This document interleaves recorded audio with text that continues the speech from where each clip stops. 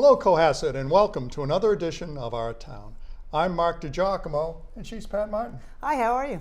So, Pat, we have a new guest to town tonight. Yep, a new town manager. We have gone through the process of selection that we talked about from our last meeting, and we have selected and put in place and hired a new town manager, Chris Sr., and he's with us tonight to let us know kind of what's going on, what he brings to the table, how he thinks that Cohasset is going to be best served. Right, so without further ado, Chris, welcome to Cohasset. Thank you, welcome. Thank you, both of you, for inviting me tonight. I'm very excited to be here. Well, welcome. All right, well, let's start by letting viewers kind of get to know you a little bit. So tell us what you bring to the table in Cohasset as far as background and skills. Chris is how I go by. It's Chris Sr. Grew up on Long Island, but I have many deep New England roots. My mom is a Stoneham native. In fact, my grandfather was the town moderator in Stoneham, and my great-grandfather was on the school committee, so I guess I have a New England tradition right there. And my grandmother, for many years, worked in Boston. She was ran residence for Northeastern University, and a deaconess. So some of my very earliest memories coming up to visit were riding the T. You know, she wanted all her grandchildren to see the swan boats, so we saw the swan boats, Symphony Hall, and I think my earliest baseball game was actually at Fenway Park. But I did grow up in New York, but we came up here regularly, and I also came to school here. I went to Boston University. So I was here. I have degrees in journalism and economics, and then I worked for a couple of years as a reporter. Having done that, I figured I really should try it before I do anything else. And I covered Metro West, so I covered New England town meeting and New England town government in Sudbury and Wayland, Dover-Sherburne, Natick and Framingham. Really got and the other communities in that area, and really got a feel. Everyone was different. Every community had a different character, and it went from Weston and Wellesley too. So it really went from Natick was a much more developed place, and Framingham was a very big place, and Sudbury and Wayland were a lot more reserved place, and they were right next to each other. So it was fascinating. So, Chris, when you applied for this job and decided to accept it, I'm sure you did a lot of research about the town, read a lot of the newspaper articles recently about all the turmoil and so forth, and yet you decided to still take the job. So I guess my question is, are you nuts? Remember, I came from New York, okay? So New York politics is a whole different animal, right? So, and I worked for a very big town in New York, which is more like a county. And I want to go on Long Island. Yeah, on Long Island. That's my most immediate prior job. I was with the town of North Hempstead, where I was the deputy town supervisor, and my boss was the chief elected official, kind of like the mayor. We had about 230,000 residents, and they were in a whole multitude of governments. I mean, there were 100 taxing districts in North Hempstead, 13 school districts, 31 villages, dozens of special districts that did sewer and water and library. We had the only police district in the whole state. I mean, I can go on and on. It placed a premium on really connecting residents so they knew how to get to services, and it placed a premium on intermunicipal cooperation. We did a lot of that, and the town. I mean, the workforce was only actually, when you combine schools in town here, it's only about the same, about 420 full-time employees plus part-timers, and we provided a whole host of services, but in a very different way. And our council members were elected by district, but I served them in 2 different runs for almost 15 years. And were they elected, was it a partisan election? Yes. In New York, it was partisan elections. Okay. After I had a very successful run of 10 years, and I was looking for a change, and I had always thought about coming back to New England. I have still have family here. My uncle teaches at Curry College, and I have cousins in Mansfield and friends all over. In fact, I stayed with friends last week when I first moved up in Brookline until I had a place. So I was doing the reverse commute, learning about how unlucky the people are who have to travel into Boston on 93, and I'm glad for the commuter boat. But you're coming into a town which over the last 6-7 years has been a lot of controversy. The last 2 town managers have left in less than an ideal way. Why did you want to jump into the fray? Well, when I first saw the posting, I spoke with the folks at UMass, and I've been working with them through their StatNet program. They have a New England StatNet, and they bring communities from all across New England together. And we're kind of an outlier in New York. We're the only people in our area that were doing this. So we found out about it, and they invited us in, because we're neighbors. So we came up to Charlton a couple times, and I went up to UMass Boston to be part of the big conference. So I got to meet some of the folks.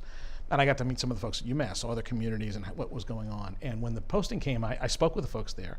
and had a real good conversation. I ended up becoming one of the screen people to make that first round. And when I first came up here, I mean, again, I did read everything, believe me. And one of the things I've learned in this business that you only see the things that are a little more sensational, right? It's rare to see, dog reunited with owner on the front cover of the paper, right? Or people happy about schools, right? Though most people are, it just doesn't make the papers. So you have to take all of this with just a little bit of a grain of salt. Not that there haven't been controversies. And the sense I got from the really 2 full days I spent with a whole cross-section of staff and officials and residents was that people were really eager to move on. And it's a great community, and people really wanted to focus on what makes this place great as opposed to what makes people disagree. And I really got that impression from all the selectmen, individually and in a group. I got that impression from the folks I met. And I think there's a lot here to work with to help everyone get to the next level. It's a great staff. There's been some great work done on the finances. You have some great infrastructure. I mean, right here that we're sitting in, among other places. The OC was one of the first places I saw outside of Town Hall. What a great facility. And the people who are energized to make it happen. One of the things when you're in a big community, residents, just don't engage at the same level. I mean, they're engaged at their schools and maybe at their local villages or in civic groups, but on a townwide basis, it's hard to do that. Here, it is what you do. And I've been so impressed the last couple of weeks with people's energy, their enthusiasm, their warmth. I mean, I've met a wonderful cross-section of people. And I caught that from the things I read, the people I spoke with. I did do a lot of research before I came up here. And I was very excited, by the way, about my immediate predecessor, Mike Melanowski, getting that job in Carver the very same night that the board selected me here. And I had lunch with him just the other day, in fact, and he's very excited about his new position. I'm excited for him, I think it's time I think everyone wants to turn the page. So with a population of under 8,000 in Cohasset, is this the smallest municipality that you've worked for? Well, yes and no. Remember, North Hempstead, as big as it was, I actually lived in one of the villages in North Hempstead that had only 1,500 residents. Mm-hmm. So when I was there, I was a resident dealing with the mayor in a small community. And at Town Hall, he actually worked for me as the finance director, director of HR. So we served people in a lot of different ways. We had a couple of park districts. We had one in particular that only served 200 homes. So the town provided services on a very large level and also on a very small level. Mm-hmm. So you're dealing with residents in a lot of different capacities. So at North Hempstead, I worked with a lot of people and a very small group of people in a lot of different ways. There was some concern when you were interviewing among some folks that you weren't from Massachusetts. So you have roots, but you've worked in municipal government in New York, and that you'd have to come up to speed. It would be hard for you to learn Massachusetts municipal law.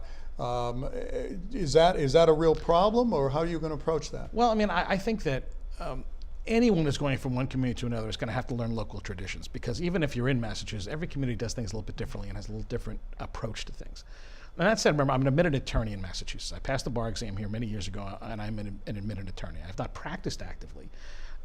So I've already passed one threshold. And I've been meeting with a lot of folks. And there's some terminology. For example, Chapter 90 money is for roads. In New York, it was called CHIPS, the Consolidated Highway Improvement Project. But it's the same concept. The names are different. The processes are the same. There's open meetings law in New York. There's open meetings law here. The rules are a little different, but the same process. I mean, and governments provide basic services. Providing parks. You're providing public safety. You're providing garbage or trash removal, or at least in this case, a transfer station. And so the services might be a little different, but they're same basic services you're providing. So. While some of the processes are different, and I'm learning them, and there's a great staff that does that on a day-to-day basis. So it's not like I have to go in there and tell someone how to process a certain thing. They've been doing it for ages. So, Carol, the town clerk, is fantastic. She knows how to do this and how to do that. And Mary, the accountant, has been fantastic. And Paul, the treasurer collector, and the police chief and the fire chief. I get the luxury of being able to spend a little time learning. The good thing I bring is a fresh perspective, though. So I'm not hostage to, well, it's always been done this way. And I think that's one of the things as selectmen we're looking for, and something that excites me too. You always need to take a fresh perspective. You really want to build on the past, but you don't want to be trapped by it. And governments today, it's every government is looking to the future and addressing their residents in different ways. And one of the great luxuries we have is to be able to share, not just across lines within a state, but across the country. When North Hempstead did the 311 program that I was instrumental in, we didn't invent it. In fact, we took a piece that had come from New York City, a piece from Baltimore, big cities. We're a suburban community, and we adapted it to our needs. And that's what really successful governments do. And I think having a perspective, a different perspective, I think helps me to maybe bring some different ideas in to help build on some of the great things already done in Cohasset, and maybe try some new ones. Chris, there was some discussion about transition and whether Mike Milanowski would get a contract to help transition you. Did anyone ask you, selectmen or anyone, whether you wanted any formal transitioning? Well, we most certainly talked about transition. And, again, the most important, I don't think there's any one way to do it. In fact, in most cases, there is no direct transition. A person moves from one place to another, and that's how it works. And then there's contact. Even today, I'm remaining in contact with the folks in North Hempstead if they need me. Transition isn't a one-day thing or a one-week thing. It's an ongoing thing. And again, I met with Mike in December. I had a nice conversation with him even before that. I saw him just the other day, and he's a resource if I need to talk to him. But not a formal, there's no transition contract. Well, but again, I don't find that to be a common practice, to be honest with you. I mean, it really isn't a common practice. It's not something you need. No. Again, there's a great resource. I mean, the selectmen have a vast amount of experience across the spectrums. I've met with a lot of members of the various committees who have a lot of history in town, and the staff has a lot of history in town. The town council has a lot of history in town. The neighboring town managers have been wonderful. I mean, I was just at the SHREC, our regional 911 system, today, and I've met the neighboring town administrators. They've all been very friendly and open, offering any assistance. And I had some nice conversations with folks from other parts of the state too. So, I'm tapping every resource. I mean, I wouldn't limit myself to just one piece. And again, I think Mike's been fantastic. He's been nothing but professional, and I've enjoyed talking to him and working with him. And he's going to be incredibly busy now too. He's full scale in Carver, right? I mean, I can't expect him to put down his Carver work and hold my hand. And I never thought he needed to. And he's been, again, we've had some wonderful conversation. He gave me lots of material. And we're going to continue to work. He's a neighboring fellow South Shore town manager, and we'll continue to work together. But there's a lot of resources in town, and everyone has been very open. Anything I can do, I mean, that's been the line. Anything I can do, anything I can help. And I've been very grateful for that. I most certainly have been taking people up on it, and I will. Well, one of the things you talked about is that you bring to the table a new perspective, a new set of eyes. But given that this is a very small town and you're in a political position, so to speak, and that there are different groups of people who want things done their way, and the fact that I'm sure that you read, there's an impression in town that the current Board of Selectmen is very divided. Some go as far as to say that there's a secret cabal that one group belongs to, and they have to vote against whatever the other group wants. How are you going to enact that kind of change if some folks just would rather hold on to what they have and not move forward? Well, I'm here to work with everybody, and I'm not really going to buy in to what has been said or speculated. We can spend all of our time doing that, and it's just not worth it. I've met all of them individually and in small groups on the phone, and I've had lunch and dinners, and I find all of them individually to be wonderful, deeply committed people to this town. They have different perspectives. They all have a set of different talents, and that's actually one of the wonderful things about this board. As individuals, they each have different experience and different talents, and together I think they represent the whole tapestry of Cohasset. And so does all the members of. I've met folks from the school committee, I've met folks from the governance committee and the advisory committee and the capital budget committee, and I've met some folks from the sewer committee, the water commission. There's so much diversity, and I think I'm looking to help build and find consensus where it exists, and my job is to implement what the town wants to do, to help get to a decision. But it's not my decision. It's the decision of the taxpayers. It's the decision of the residents. And if I can help guide that decision, that's what I'm going to do. I'm not here to dictate, though. I mean, that's definitely not the role of the town manager. I'm here to make sure the town runs on a day-to-day basis. And it's going to take a little time. But I got to tell you, there's been a real refreshing sense. And again, I'm well aware of some of what's been said and done. And some people live for that kind of thing. I don't. Okay, I'm not big on drama. I watch it on TV. I don't like to live it at the job. And I really think that, people come to a small town for a reason, right? They come because they don't want to live. They may work in Boston, and they may work in finance or law or business, and it's an intense, sharp-elbowed, kind of world. But when they come home, you bring that home with you. Let's be honest, it's a tough world, and you don't escape it with the 24-hour access we have to our jobs, and the job has to us. But I think everyone needs to take a deep breath a little bit, because they came here for a reason, and one of the reasons they came here was to let some of that go. Everyone's a neighbor. You may not hang out and have barbecues together or be invited to everybody's party, but you all, your kids go to school together, you shop at the same stores, you share the same beaches. I think everybody needs to get back to that a little bit. I think most people want to.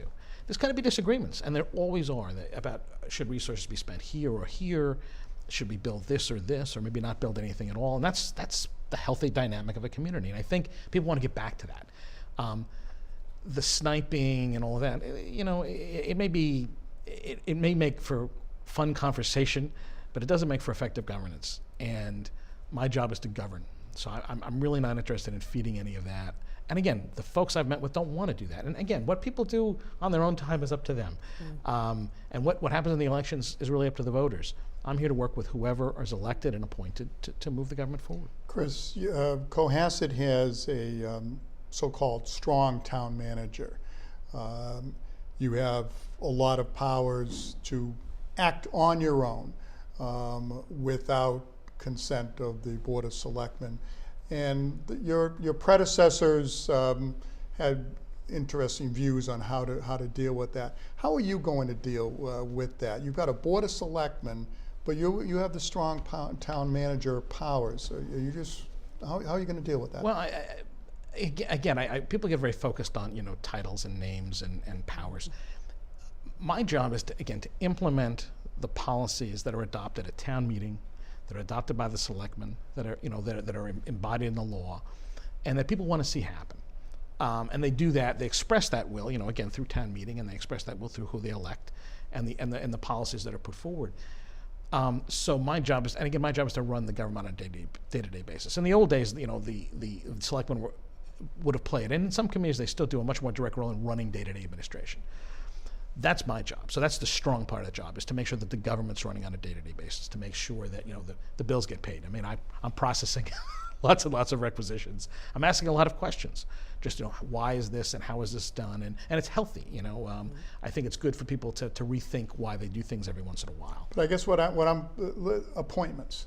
There are appointments that you can make as a strong town manager that maybe the selectmen get a brief period to overrule. But I mean, are you going to involve the selectmen in that kind of process, or are you going to do your thing? And No. I most certainly. Look, what's your approach? My approach is I really am looking for input.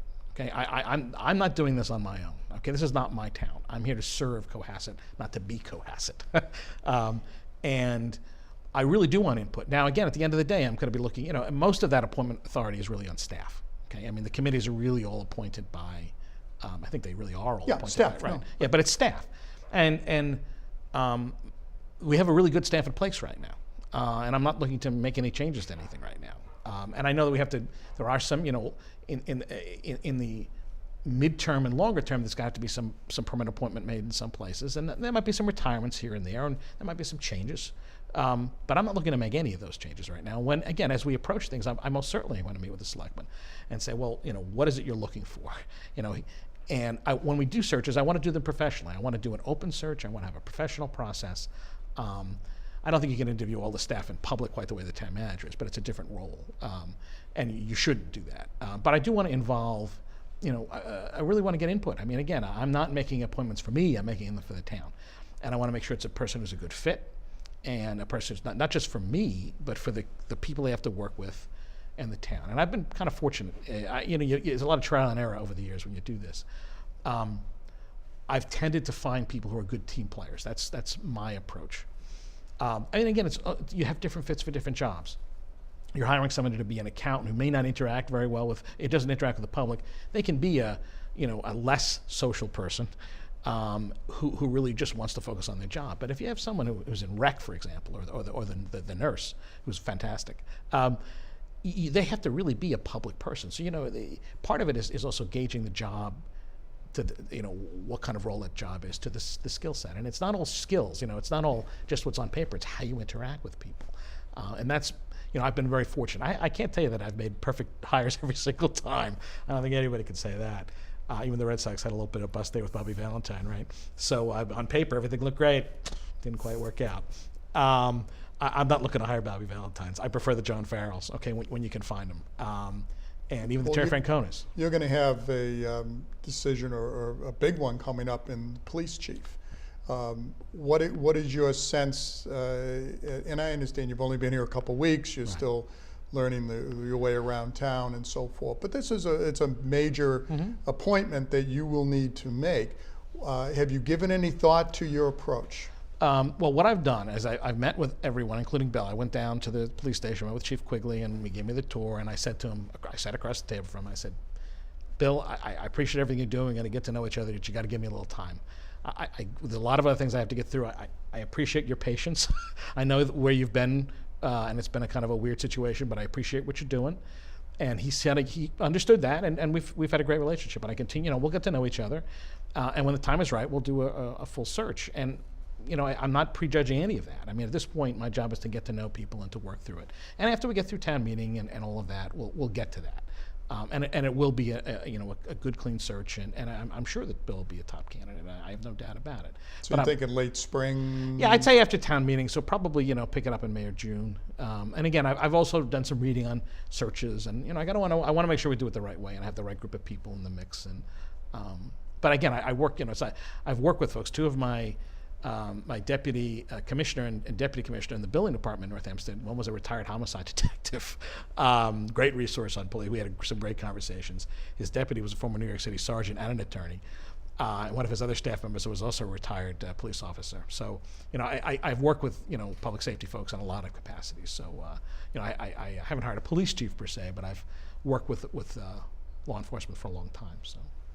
So coming in, granted you've only been here for a couple of weeks, what jumps out as you about Cohasset that needs to maybe be addressed, priorities that you see? Well, I think what jumps out most is that it's a great community. People have been just resoundingly friendly and welcoming, and looking. Thank you for coming. I'm looking forward to working with you. And that, quite frankly, really is something that I want to state again. That is what makes this place Cohasset. I know there's letters to the editor. I know there's some sniping, but what makes Cohasset Cohasset? The blogs. The blogs. And by the way, I respect that. I do. I respect that. I think that there needs to be, again, people can disagree without being disagreeable. They can have disagreements without having to demonize the other side or win so that, when you win at all costs, you may win, but what's the cost, right? I mean, what have you left behind? The scorched earth battlefield. What have you won? This is a small town. Again, it's not like you can, run 20 miles. It's not like Boston. You go from one neighborhood, you go to the other side of the city, and never see that person again, after a city council meeting. This is a neighborhood. And there's little neighborhoods within Cohasset, too, I understand, as I get to know all the community. I think, people can have different perspectives, and that's healthy, and have that good public debate. But I think people want to stop the sniping, and there's going to always be some of that. But to stop making that the focus and make the town the focus, make the schools the focus, make, whether or not to restore town hall, and if so, how to do it. Make that the focus. Make there are real issues in town. I mean, the water. There's been a lot of progress made, but there's still issues with the water that have to be dealt with over time. There's issues with the sewer system that have to be dealt with over time. And as routine, the roads and other infrastructure. That's enough of a challenge. The storms that occasionally happen, right? I know you had the big winter storm when I was at North Hempstead. It was Sandy. Nobody plans for that, but you have to be able to react to that. And I think the town has really gotten itself together for those kinds of. When I was at the EOC, even before I started, I was up with the folks on that big storm in early January. It was great. I mean, people sitting around that table, very calm, plugged into MEMA, the Massachusetts Emergency Management folks. I got a real good feel for what Cohasset and the team is, and people were just ready to do their jobs. And I got to ride around with Bob Sylvia and see the places that flood, watch some of the crazy people along Jerusalem Road, with the waves crashing over. I'm not sure what people were doing there. Mm-hmm. There was another way around, but if you want to play that way, and it was nice. And again, I'm putting the things I've heard about now into visual. I'm meeting people and seeing the things, and it's a lot to do. And it's not it's not all going to get done in weeks or months. Some of these things are multiple year-long projects. And again, I hope to be able to set a tone where we can be constructive, we can move forward. And again, you lay things out, and if the public wants to go right, you go right. If they want to go left, you go left. If they want to stop, you stop. And then that's all part of the mix. And I know that there are issues. And again, some of them are coming up, and there'll be ongoing ones. And the fun of this all, what makes this an exciting government exciting is getting answers, right? Being in the solutions business. I heard someone say the other day at the MMA. I was at the MMA conference over the weekend. So, and again, you've only been in town for a couple of weeks, but have you, as you've been talking to people, looking at the town, looking at the books and so forth, is there anything that's kind of jumped out to you as, got to work on this? This is something that I is a high priority to deal with. I think we need to be able to communicate with residents better. Now, again, a show like this is fantastic.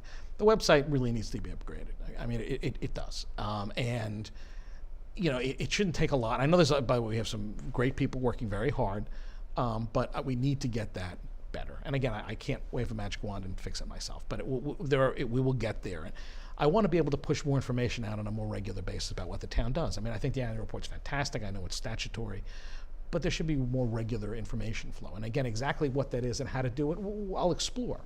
I've already talked preliminary to the folks at UMass, who at the Collins Center. The state has occasional grant funding, and I think there might be another round of potential funding in the spring that helps, that helps support that at the local level and helps build that kind of infrastructure. And when I say infrastructure, I don't mean literally building things. I mean, it's the processes and maybe the Excel spreadsheets and the concepts. And what does Cohasset want to know more about itself, and get that more out in the public. I think that is going to be very helpful because it also helps inform the discussions when you want to talk about, we talked about school population. That was a big conversation the other day. Well, what is that? I don't know yet, most certainly, and I don't think anyone really knows for sure. Was there a little bubble, or is there a growing school population? The population of Massachusetts is going to be stable, but people, this is a very special community. People want to come here. I mean, we saw that in North Hempstead where I worked before. Schools were a very big thing. People, while the property values fell, they were much higher in North Hempstead, and people came for the schools. I mean, and then there's a periodic turnover. Are we going through another one of those cycles? I guess we'll learn more about it, and most certainly people are paying attention to that. So clearly, if there are more school kids, that's going to engage a bigger discussion. How do you handle that? And I've one of the first meetings I was with Barbara Cataldo. We had a very nice meeting. We spoke again the other day, met with Paul Schubert, and that'll be part of the ongoing conversations. And I'm not the answer on that, but I'll be one of the people at the table helping. Most important thing is helping get the information, so people can have a good, honest, open conversation about it, rather than just having an anecdote or this. And it takes a little time to develop that. And again, we have time. I mean, there's nothing that I've seen or anyone's laid out for me that's like a crisis. Things are on fire. But it has only been 2 weeks. Right, I know that. We've had snow. Right, But again, snow budget. You plan for the best and you do what you can. And Carl and his team have been fantastic. I was up with him the other day. Again, you have a great staff resource. People who care about this place. People come to work and they have a smile on their face and they enjoy what they do. I was with Jackie Rafford at the library the other day. What a beautiful facility that was. I was at the Historical Society the other day. I was at the Housing Authority. I've been a busy guy the last couple of weeks. Really, people have a passion for this place. And again, I've been around the country a lot. When I was with the home builders, I got to travel all over America. And I saw some people do some things great in great ways. And I saw some places that were not so great. I think we all see and read about them, even here in Massachusetts. People care about this place. And that's a resource that I'm very excited to work with. Well, one of the things that people don't care about in Cohasset is rising property taxes and overrides, or so it seems. And you're going to have a special challenge given that we only have a tax base that, the majority, 93%, pulls from the residents. We just don't have a big commercial tax base. So money's going to be tight. Is that going to be something new for you to work with just trying to, spread dollars, deal with things like emerging school growth and still not be able to maybe grab money from the tax base? Or I think that's a real honest conversation everywhere. Right? Whether you're a millionaire or not, you know, you don't want your tax dollars to be spent the right way. And I think, you know, and that is important to me as much as it is to everyone in town. And the key is to get your best value. I mean, it's not necessarily spending the most money; it's getting the best value for the dollar you spend, and prioritizing the services. I mean, there may be some things you want to do more of, and there may be other ways of doing it. And again, just an example from North Hempstead. You know, we were spending $1 million a year on a bus transportation system for seniors to get them mostly to shopping, and we had 8 buses and we had 8 drivers and, you know, 8 benefit packages. I mean, more than half of that was just in salaries. As a matter of fact, it's even more than that. And then the you know, the expenses of the buses and all of that, and we were only transporting hundreds of people. And eventually, you know, we did a full analysis, so we broke it down. And as part of this whole Project Independence program, which was geared to help seniors age in place, we remade our whole transportation system. Now in North Hempstead, the answer turned out to be partnering with the local cab companies. So we were able to, you know, during the middle of the day, they just weren't doing as much business. You know, they're, you know, to and from airports, to and from train stations. During the middle of the day, there wasn't as much business. So we were able to get a regular schedule where seniors could call the town, book a cab, and for a discount, and for the transportation, for the shopping trips, we were able to get state grants to help fund some of this. We were able to get seniors to grocery stores through cabs. They could call, make a reservation, and they go to a cab. You know, they couldn't pick any store. There was a whole schedule. And then we were able to expand that further and get medical taxi rides, so folks could get to their doctors. You know, when you're in the suburbs, here in the city it's a little different. When you're in the suburbs, the biggest issue for anyone who's getting older is transportation, because once either you don't want to drive all the time or you can't drive anymore. And once that transportation freedom is gone, it becomes a problem. Now, Cohasset has a lot of other, I met with Coral the other day, there's a lot of other wonderful programs here that I'm starting to learn about. So everyone does approach it differently, but the town saved a lot of money. So we were able to transport 20,000 trips last year for less dollars. That was one example, not necessarily applicable to Cohasset. There are other ways of doing things like that. I think it's a matter of finding the creative ways of doing it and finding grant funding from time to time. You know, there are almost certainly grant funding out there, and maybe working with people who are willing to volunteer time or volunteer other resources, and you can do new and creative things, maybe do something better than you were before. Now I understand the tax base. I mean, you know, that is a reality. And again, you know, people have to decide how much, you know, what kind of services they want, what they're willing to pay for them. But isn't that always the rub, though? I mean, I think we certainly see in Cohasset, people want the services, but don't want to pay for it. And how do you, maybe that's part of the communication that you're talking about. Yeah, no, it is. And again, I think explaining to people what their tax dollars really go for is part of the battle. I think a lot of people really don't realize how much really happens every day. And you know, when we were first doing this in North Hempstead, a lot of folks like, oh, you know, you put the spotlight on me, and you know, you're trying to pay Big Brother, and I'm like, no. The truth is, and again, the truth be told, yeah, we want to make sure people are doing their jobs, but much more of it was illuminating for the public what people really did. How many potholes really got filled? You know, that North Hempstead had a shelter. How many dogs really got reunited with their owners? You know, how many senior transportation trips really took place? Because people had no idea. And when you know, you're not paying your tax dollars to some disembodied entity called the government. What you're paying them for is providing services. You're providing the roads and the parks and the recreation programs and the senior programs and the nurse and the building department. There's a whole host of things. Public Works, the police and the fire department. You're paying for those, and I think people need to understand better. I think it'd be helpful.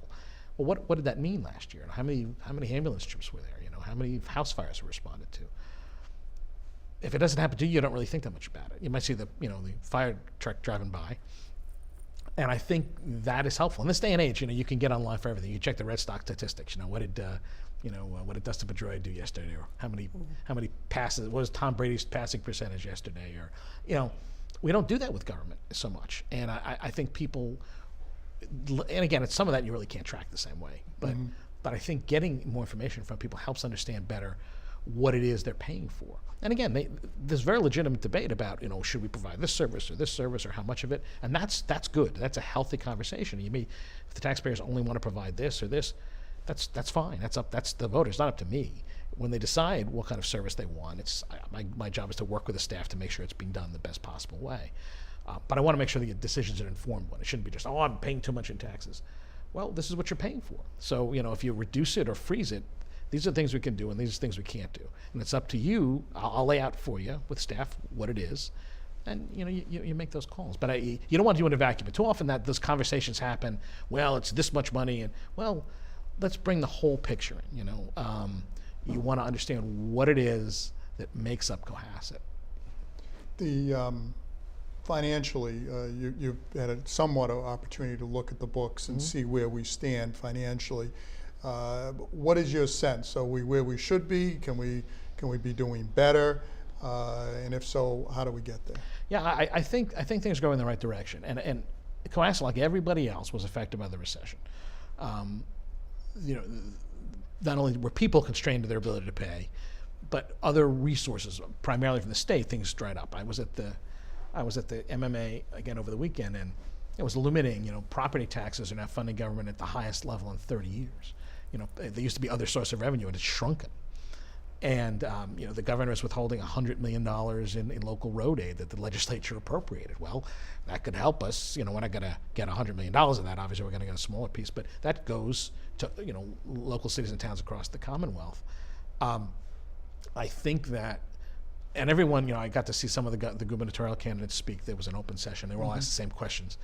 And I think it's going to be instructive to see what people come out and say and how much of a partner they're willing to be, because at the end of the day, local government is really where it happens. Again, the state government does a lot of very important things, but this is the level of government that affects people's lives immediately on a day-to-day basis. And it's fair and appropriate for some of that money that goes from here to Beacon Hill to come back here. Not all of it. There's lots of programs, but I think it's fair to advocate for it. And I've already had conversations with some of the staff members from our state senator and state rep's office, and there's our congressmen and our state senator, our federal senators. I think there's a lot of opportunities for CAS to tap resources that we might not have otherwise done. Not that we're not doing it. There's some great grant writing going on. I think it's going to be important though to find alternative funding sources as well. Do you feel Cohasset's financial house is in order? Yeah, I think far better than look. I know that there are issues. I think that the books are being kept soundly. I think the reserves are starting to be built up. I don't think they're where that anybody wants them to be quite yet, because I think the goal that's been adopted is a AAA credit rating. Well, AAA credit rating is the top. We're not there. It's going to take some time to get there, but the town's already made some real big steps in that. There's reserves being put into place, and the next big piece is the most important piece is actually a stable financial team. We have a permanent town manager, now me. We have some great staff. And I've been doing this for a long time. It's like I just walked into this. I bet, in North Hempstead, I got a team together and we got to the highest bond rating in Moody's. It was a AA1, which is one step below their AAA. And we held it during the recession. No negative outlooks. We held that and our neighboring towns, some of them collapsed 5 bond rating levels. We kept it. And part of it was because we were fiscally, we looked really hard. When the board had to raise taxes, they did. But when they said no, we're not, we did we looked, we shook every pocket and looked at every account, and we tapped every grant funding source because residents were like, hey, we want to maintain our services, and we did everything we could to do that. So yes, I think that the things are definitely nothing's perfect, but I think that things are moving in the right direction. There's a good team in place, and a lot of good fiscal watchdogs watching the show, as they should. And I think the management letter just came out this week too, and I've read it, and we've made a lot of progress. There were some very significant weaknesses in the town's financial reporting system, and I think those days are behind us. I most certainly am going to make sure we get better and better. That's something that I think is critical. It's not sexy, you don't see it, but you got to have a strong financial backbone and a strong IT backbone in this day and age in order to run anything. And I think we're making progress on both those fronts. So you were scheduled to have your first Board of Selectmen meeting the night of the storm. Yes. So you have yet to go into session with the Board of Selectmen to take on an agenda. You were scheduled for the next upcoming Monday. We're filming today, 27th, so First February meeting the 3rd. For us sitting here, it's the 28th. From whenever, by the time people see this, I assume it'll have already happened. So I assume that on that agenda will be budget discussions? Yeah, we're going to have a budget discussion. Okay, so you'll be getting your first feel of really what's coming forward as far as the different committees and then how the board is going to react Well, I've already actually been meeting with folks. I mean, I've already been at a school committee meeting and heard parents, and I've met with Paul Schubert separately, and I met with Barbara Cataldo, and I met with department heads, not everyone, but many of them, and I met with Mary Gallagher multiple times, and Peter Pescatori, and I've been at an advisory committee meeting, and so I have my arms around it. I mean, I've gone from the 30,000 foot level to the 10,000 foot level, and I'm now down looking at the line items and saying, okay, where are we on this and where are we on that? And so I think I have a decent handle. Now I got to get a better feel from the selectmen as a group. Okay, well, which target? I can tell them a little bit better now my comfort level and my concerns, and then we'll go from there and say, okay, where do you want to go? You indicated that you've met with Barbara Cataldo as a superintendent of schools. How do you see the relationship between a town manager and a school superintendent? Well, I think we're partners. I mean, it's one town, and Barbara runs the schools, and I'm responsible for the day-to-day administration of the other side of the town operations. But it's a partnership. I mean, I'm right here sitting in a school right now. The EOC is in a school. We share services. I think there's a lot of continuing shared services and a lot of resources that we could share. And I think there's already been some great work done on that regard. Again, a town isn't one thing or another. It's all of these things put together. And I think so to this point, I think Cohasset has done a very good job of recognizing that it's a partnership. It's one town. And there's been new revenues are carved up by a formula. I'm sure that'll be re-examined from time to time. And I think it's working. Now, there are resource constraints. I mean, those are just the realities. And it's not, I didn't set them up, and Barbara didn't set them up. We just make the best we can with them, and and as time goes on, if somebody wants to do something new and different, then there'll have to be other conversations. As a partner, do you see yourself getting involved in the school budgeting process? Well, I mean, I think it's really their responsibility. I mean, the big numbers are things that we sit down together. We have this budget planning group that has to get together. I'm going to be as involved as they want me to be. But again, I'm not the education expert. That's what Barbara and her team are. My job is to make sure that the overall finances click, so that as many resources are available as possible within the constraints that we have. And I'm willing to help as I can.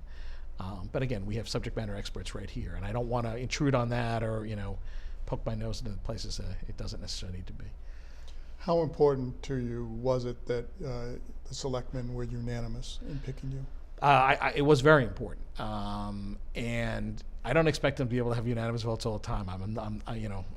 But I think I think it was important for me that they were ready to move forward, because that was one of the first questions I asked during one of my the first round of interviews, because I had read about this, and I wanted to sit across from them and say, okay, are you ready to move forward? Because quite frankly, that's what I'm here to help you move forward. I don't want to fight. I don't want to be engaged in recriminations over something that may have happened 6 months or 3 years ago. We got to move that stuff aside. Now, again, I'm not asking people to shake hands and have a drink together. I'm asking them just to sit around, and everyone seems ready to do that. I'm not saying there won't be disagreements, but I think it was important. And again, I think it was a sign of not only a commitment in me, but a commitment in themselves. They said, okay, we're ready to move forward on big, important decisions. And that was the most important element of that.